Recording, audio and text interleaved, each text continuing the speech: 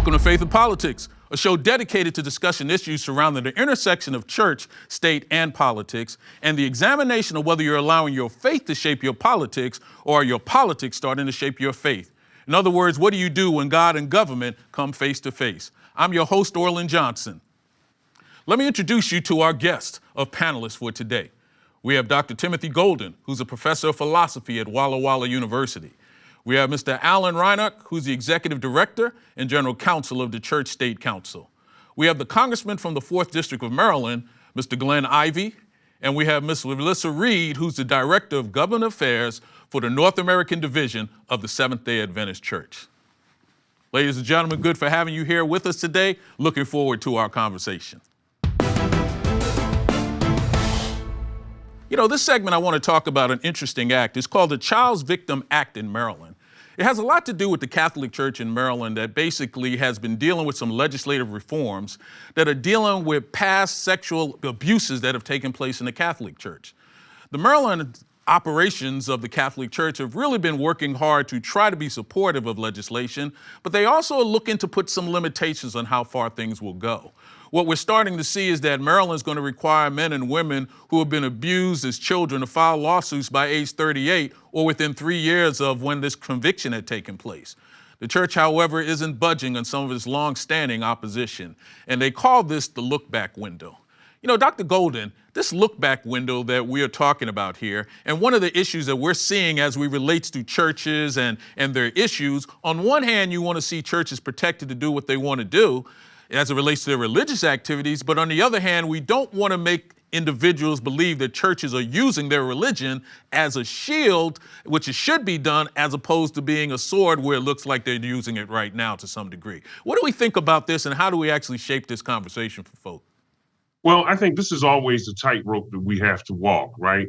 There are legislative policy judgments embedded in statutes of limitation that essentially say, the reason why we're going to limit your right to sue is precisely because we don't want potential defendants trying to go about their business with potential lawsuits hanging over their head for all eternity, right? For all time, in perpetuity. And so it's good to see that the lobbying arm of the Catholic Church in Maryland has been involved in the policy discussions and involved in what's going on in the General Assembly, because my understanding is that they've made a concession and that they've said that they're willing to do away with statutes of limitation going forward. They just don't want this to apply retroactively. That's the look back window. And so I think it's important, whatever the case is, that people are able to come to some sort of an agreement, because as I'm sure Congressman Ivey would indicate, as a legislator, you discuss, you debate, you negotiate, and you hope to get to a happy medium where when it comes time to make the legislation, it can be made with the major stakeholders being generally pleased about the outcome. So it's good to see that there's discussion and debate going on in this situation. And it's also good to see that the Archdiocese of Maryland has made some pretty major concessions as it relates to eliminating statutes of limitations against it. So we'll see how it goes, and I'm hoping that all parties are able to emerge from these conversations feeling good about whatever legislation eventually makes it to the governor's desk for his signature. Well, you know, Congressman Ivey, you probably are sitting in a very unique position. I believe you probably have more churches per square mile in your district of the 4th District of Maryland than any place else in the United States. But you've also been a state's attorney where you had to be responsible for trying to find that right balance. When you see these type of regulations, what is your thoughts on, you know, how best to move forward? And you being probably somebody who's seen it from so many different sides, you probably may have had prior experiences with this. Yeah, we have actually. I mean, I think from the standpoint of statutes of limitations, a lot of times people who were sexually abused as children need decades to really come to terms with that and actually reach the point where they might want to come forward. And sometimes people never want to do that. And, you know, honestly, as well, there are adults who face similar kinds of challenges, the grief and the trauma that the damage that they've gone through makes them not want to relive it. I think there's another issue here too, though, which is important for us to consider. I'm a supporter of the Catholic Church. I've gone to Catholic school during some of my time and sent a couple of my kids to Catholic school. But I think it's pretty clear that as a policy, the Catholic Church, took widespread steps to suppress information about child sexual abuse that was being committed by priests and other members of the church. And so I think because of the active effort to block that information coming forward, much less bringing it to the attention of law enforcement, I think there's an additional rationale for having a longer look back window. And I hope that that'll be part of the legislation that comes out of this. Yeah, I was just going to jump in and say just a couple of notes of clarification, folks, for our audience. So first of all, when we're talking about these look back windows, which have been, we've seen in several other states enacted in recent years, we're looking at a really narrow window of time, probably typically 1 to 3 years. And that would be when anyone can file a lawsuit alleging this childhood abuse, to seek both monetary damages and records exposure. So we're talking only about civil cases. We're not talking about criminal. This statute of repose, we've been talking, we mentioned a couple of times statute of limitations, but actually what we're talking about is the statute of repose. And the difference is, and that was the language in the 2017 legislation. The difference is statute of limitation addresses how long parties have to sue, and the statute of repose actually grants defendants a right to be free from liability. And I think when we look at just the trauma and the abuse that's taken place, as Representative Ivey mentioned, I think we need to be diligent in protecting the constitutional rights of our citizens.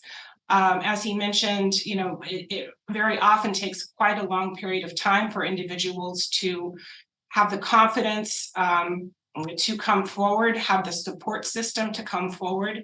And I feel like, I was looking at some coverage of this, and I saw that, current Attorney General for our state of Maryland, Anthony Brown, has stated that he does not view these look back windows as unconstitutional, or the act itself, the Child Victims Act itself, and he would defend the law should it be passed.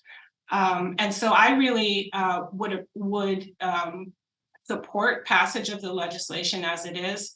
I feel like I was looking and saw a quote from a 1850s legal opinion that said, "No vested right can violate a moral duty." And I think what we're talking about here is a moral duty. Well, Alan, we've got this moral duty. Where do we draw the line here? On one hand, we know you've got a long time to potentially be able to put something in place, but who can put a time limit on, your stresses, your thought process, your trauma? I mean, how do you do that? And what have you seen? What are your thoughts on this? Well, California, we've dealt with this over the years, and I'd just like to weigh in with a bit of what our California experience was. 2003, the legislature passed a 1-year window that would open up all, going back as far as you can, any claims of, clergy abuse. And the compromise, the bargain was that this would be the only time that this was done. And the Catholic Church, did not oppose it. I submitted a letter in opposition on behalf of the Adventist Church because, how do you defend when somebody says 50 years ago this happened and the perpetrators are long gone and the records are long gone? Listen, I'm a plaintiff's lawyer. I'm sympathetic to those who are harmed. And so I think, yes, you do need to provide opportunities for the victims who want to come forward. And as the congressman said, a lot of people are not going to want to come forward. What California did was they reneged on the bargain. And about 15 years later, they opened it up again. So if the Catholic Church is wary of any sort of legislative bargains, there is some precedent for why they might be wary of making a deal. If I could interject here, I think it's important for us to remember that there's only but so much the legal system is capable of doing. That doesn't mean that we should not try to engage in these efforts. We certainly should. Victims need to have their day in court, and they need to get the sense that there's some justice out there that will address their claims and that will compensate them where appropriate. But in the end, I think it's important to remember that while the legal system ought to be pushed to its limits, it does have limits. And the fact of the matter is there is probably little to no amount of financial compensation or sense of justice that can adequately remedy the pain and the trauma and all of the fallout of sexual abuse in the life of a child. It doesn't just affect the child, it affects the child's family. And those are repercussions that, while the legal system may help mitigate them, and it's important that we push it to its limits to do so, in the end, the legal system can't fix the myriad deep psychological and emotional trauma that comes from this sort of sexual abuse on children. We know, Congressman Ivey, it looks like we're starting to see a lot of this happening from a patchwork standpoint. It almost looks as though each state is coming up with something a little bit different. But this seems to be an issue that pretty much is cut across the country. Any chatter at all going on Capitol Hill that this may be something that may be dealt with in a more wider spectrum, or are we probably going to continue to see this in a kind of case-by-case basis or a state-by-state basis? I mean, we've had challenges getting sort of the basics done here on Capitol Hill, like picking a speaker took 5 days. So I don't know that that kind of legislation is going to be something that we're going to see forthcoming in the next 2 years. Having said that, I mean, I do think a national approach would make some sense. Patchwork solutions often create problems and sort of differential responses and conduct. And when you have nationwide entities like some of these churches, like the Catholic Church and others, it makes it pretty tricky for them to have to figure out 50 different ways to handle a situation. So a national solution might make sense. I do want to add one point too, though. The legal system certainly has limits, but one of the things we should really remember is that the legal system, in large part, is the reason a lot of this sexual abuse was exposed, in part through lawsuits and in part through criminal prosecution. So yes, the legal system does have limits. And that's one of the reasons we have statutes of limitations, so that when people are charged, certainly criminally, they have the ability to bring evidence that hasn't gone stale or witnesses that haven't passed away. But on the other hand, if we really want to curtail this behavior, and I don't think I've met anybody who doesn't, making sure that people are held accountable in the civil and criminal court systems is a key part of that. Well, I'm going to let that be the last word on it, because I think we could go on this for quite some time. But I think the idea of really getting an understanding of where we can go from a protection as it relates to religious beliefs, but also making sure it's not being used as a shield to guard against wrongdoing, is an issue we're probably going to be talking about for quite some time. The Supreme Court has recently agreed to hear a case that could decide how far employers must go to accommodate the religious beliefs of employees. This is a dispute that has been going on for quite some time. We have to go all the way back to the 1970s when we're dealing with the Hardison case. But now we have a case where we have an individual by the name of Groff, who actually was looking to be protected from not having to work on his Sabbath, which for some people they would think is Saturday, but for him it was actually Sunday. And now we finally have the Supreme Court getting a chance to take a look at this case, probably getting ready to either affirm Hardison or clarify Hardison, or maybe even do away with Hardison. But this is going to be probably what I would think would be one of the seminal cases that will be decided during this current Supreme Court situation that's going to be coming in sometime in April. Alan, you're an individual who actually had your fingerprints all over this case. And for a long time, you and I have always talked about how do we end up protecting individuals that work for the post office and postal workers who actually somehow they believe that it doesn't look like we're being protected here in any way. But look what happens. Supreme Court takes a decision. Tell us a little bit about Groff and how we got to where we got to today. Well, Gerald Groff was working as a rural route carrier in Lancaster County, Pennsylvania. And he'd been there a couple of years when the post office did their contract with Amazon to start delivering packages on Sunday. The first year, his postmaster accommodated him not to do the deliveries during the holiday season, but after that, really put her foot down and said, we're not going to do this next year. You're going to have to deliver the packages. Groff found a smaller post office that wasn't part of the Amazon contract. He gave up his seniority to transfer to the smaller post office, but that Amazon contract caught up with him. He was there for a couple of years, and during that time, he was written up. He was counseled about 8 times. He was harassed. And yet, through it all, he never violated his beliefs, did not deliver on Sunday, but finally had to resign his position just shy of being terminated, the final straw.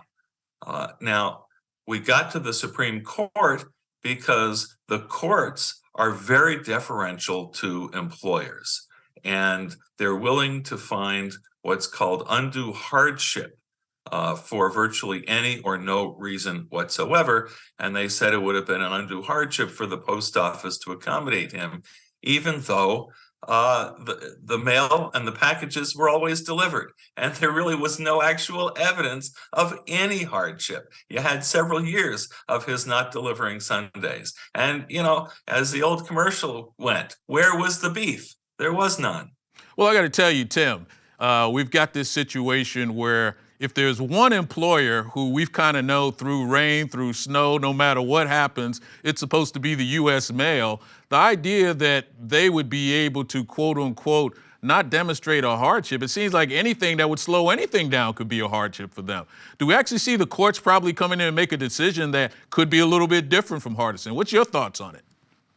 I certainly hope so. I mean, if you go back to Justice Thurgood Marshall's dissenting opinion in the Hardison case, he basically said, we're laying the groundwork here for the situation that Alan just described, a where's the beef type of situation. Almost anything can be interpreted as an undue hardship. And I think that what we need from the courts is a real clarification, because we're not talking about a fly-by-night statute here. We're talking about Title VII of the Civil Rights Act of 1964, which embodies this congressional policy judgment that no one should have to choose between their employment and their right of conscience. So if that really matters to us, then I would hope that either Congress would act to, and I'm sure Representative Ivey may address this, perhaps Congress may act to propose legislation or an amendment to Title VII that would make it a little more difficult for employers, or the court at some point, the Supreme Court, would take up this case and say, listen, it's time to clarify the Hardison case, or it's time to jettison the Hardison case. Something has to be done, because the state of affairs we're in right now, it seems that the Title VII doesn't have the sort of teeth that it needs to really be effective in preventing religious discrimination in the workplace. That said, there's still lots of great work done, lots of good negotiations. I'm sure Alan can speak to this later in the segment. Lots of people get victories, but these victories are somewhat precarious, and it's a tough situation for employees who are really trying to abide by their conscience and keep their jobs at the same time. So I think we would all rather live in a world where those decisions are made a lot more comfortably than they are right now.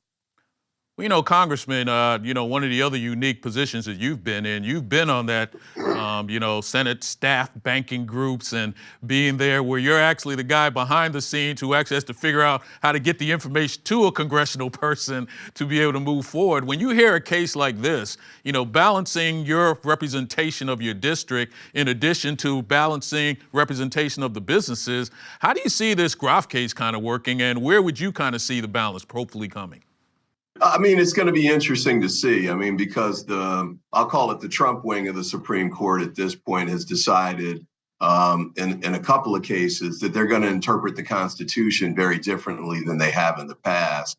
I know this is a statutory case, but to the extent they feel that, constitutional rights here, First Amendment or potentially others are being undermined in some way, they might take a pretty strong stance against it. I think we'll have to see. There's some other cases queued up like this. The affirmative action case, I think, might be one of those. But based on what they did with the gun cases under the Second Amendment, they might come out with a whole new way of interpreting these kinds of cases that we aren't anticipating. What they did in the gun case was they said, look back at the time of the origin of the statute of the amendment, which was 1791, and make a decision based on whether that kind of restriction was in place at the time. There's a lot of statutes that wouldn't withstand that kind of scrutiny. The Civil Rights Act, depending on how they go about it, might be one of those. But I don't know where they're going to go with this. I would hope that they'd maintain some of the current structure. The undue hardship piece might make it easier to, especially when you're talking about an entity as big as the United States Postal Service. You could imagine a court saying, geez, there ought to be a way for you to work around this. You've got so many workers. You can shift around working different days and make some kind of reasonable accommodation. But I think we'll just have to see where they go. Orland, if I could jump in. I just wanted to mention, so Alan mentioned that de minimis standard. I wanted to point out, Tim alluded that this is, all part of the Comprehensive Civil Rights Act, and this is Title VII that we're dealing with. That de minimis standard for accommodation is unique to religious accommodation, right? And we see many other protected classes, the protected classes being like race, color, sexual, sex, national origin, age, disability. We see those protected at a reasonable accommodation standard. And that's what my church, the organization that I work for, the Seventh-day Adventist Church, has been working for decades to restore that original intent of Title VII, of that reasonable accommodation. Again, not a blank check for accommodation to religious workers, but instead just employers working with their employees as long to accommodate for religious purposes, as long as there is not a significant difficulty or expense for them. Tim mentioned there's been legislative efforts, federal legislative efforts, and again, the Adventist Church, where we see this inconsistent and insufficient standard applied for many of our workers in the workplace, unfortunately, when they seek to have their holy day accommodation. And so back since the 90s, actually the Workplace Religious Freedom Act was introduced into Congress back in 94. In 2003, it got some momentum. It had bipartisan support in the Senate and just a large diversity of religious organizations and supporting it. Unfortunately, did not go out of committee.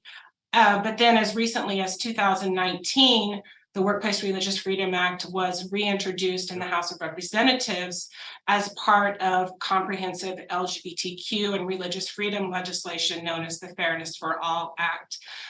So I'm thrilled to see that this case is before the Supreme Court, particularly with Alan Reinach working, on the right side, if I could say that.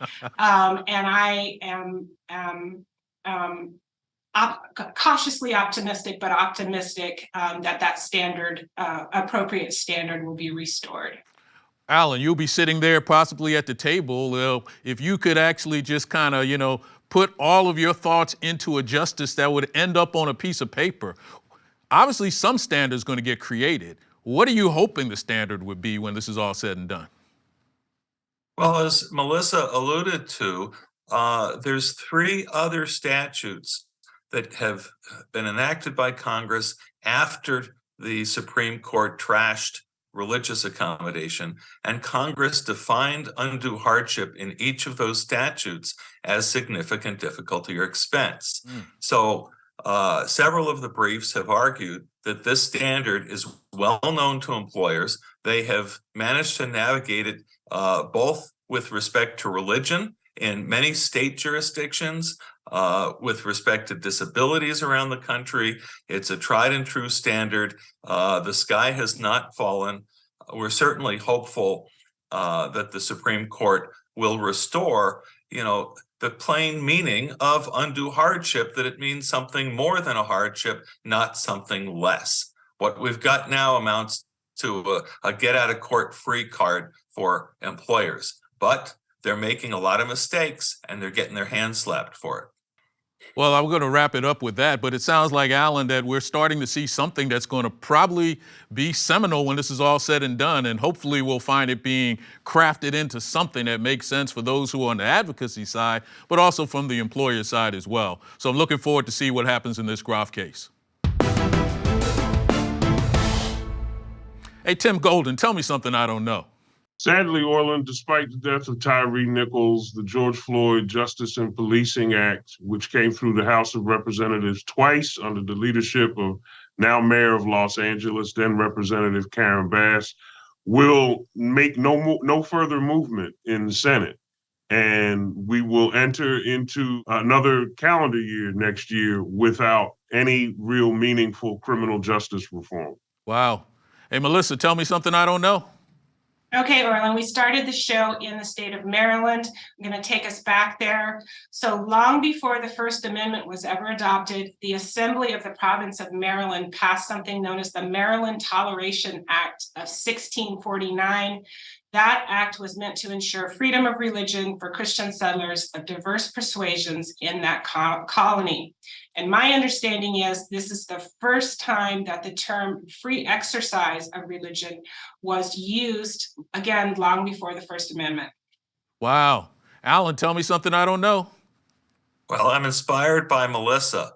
The phrase separation of church and state that has been mocked lately, a Congresswoman called it that stinking letter of Thomas Jefferson's. It did not originate with Jefferson. A century and a half earlier, the Baptist founder of Rhode Island, Roger Williams, spoke of protecting the garden of the church from the wilderness of the wall by erecting a high hedge or wall of protection. Wow. Congressman Ivey, tell me something I don't know. Well, I've found out that we've got some members of Congress who are, either agnostic or atheist, and there's a caucus that is being that's growing here. So we'll see how that goes. I don't think it's a threat. I think they're very respectful of people's religious rights, but it'll be interesting to see how big that group gets. Wow. Well, listen, we want to thank our panelists for being here with us. I mean, it was some great conversation, and looking forward to seeing where this thing's going in the future. Thanks again for being here with us. Hope you enjoyed our conversation. Just remember, if it's about God and government, it's faith and politics. See you next time.